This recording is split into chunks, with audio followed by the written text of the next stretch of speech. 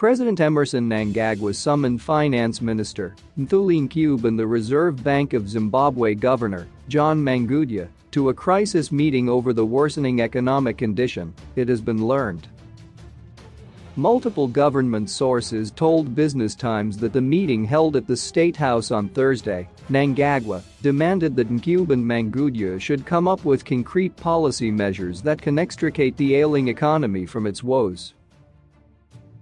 On Thursday last week, Ncube and Mangudya were called to the State House by Emmerson Mnangagwa to come up with solid and immediate solutions which could arrest runaway inflation, the volatile exchange rate, and quick recovery to the ailing economy to avert disastrous ending the ruling party, ZANU-PF's demise, a government source told Business Times.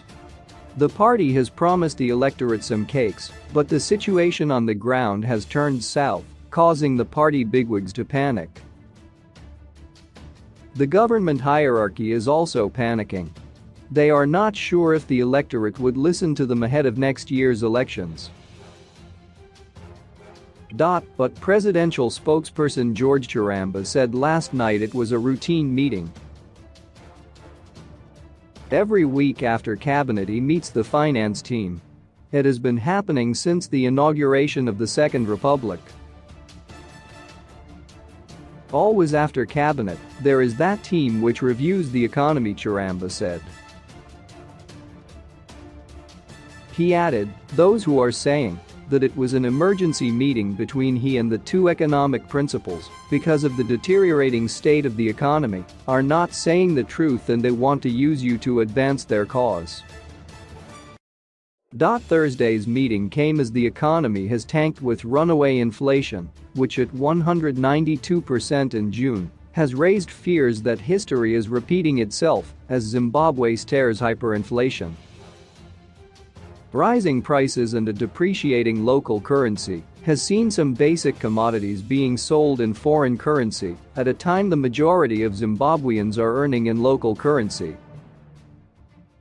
This has reignited calls for the economy to re-dollarize to halt the slide. Government says the multi-currency regime is here to stay and it will not opt for the exclusive use of the greenback as the currency. Prices of goods and services are going through the roof, while the market is battling currency and exchange rate volatilities. As a result, the Consumer Council of Zimbabwe is now finding it difficult to calculate the monthly basket as prices are changing daily. The economic downturn has thrown off track President Mnangagwa's vision of creating an upper-middle-income economy by 2030.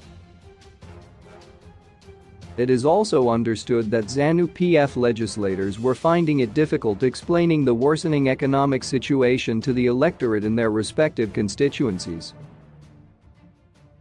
ZANU-PF structures met in Harare to strategize on a quick economic recovery program as they fear problems in the 2023 general elections. Stakeholders at the meeting resolved that the situation has to be rectified before it is too late, another well-placed source said yesterday. Other government sources said fear was growing in the governing party. As a result, the party's main wing, the Youth League, the Women's League, and the War Veterans were now meeting regularly to deliberate on ways to take the country out of the economic quagmire. Some party supporters singled out Ncube for failing to address the economic crisis, but he continued to put on a brave face. Many party officials are baying for Ncube's blood following his Zbakangarika banter, all is in order, saying he should be fired as he is misleading the president, Emmerson Mnangagwa, into thinking that all is well at a time people are suffering, he said. Bigwigs stationed at the party's headquarters have also expressed concern over the failing economy and its consequences for the party victory next year. On Tuesday this week, Mangudya met with retailers and manufacturers to discuss ways of dealing with the crisis.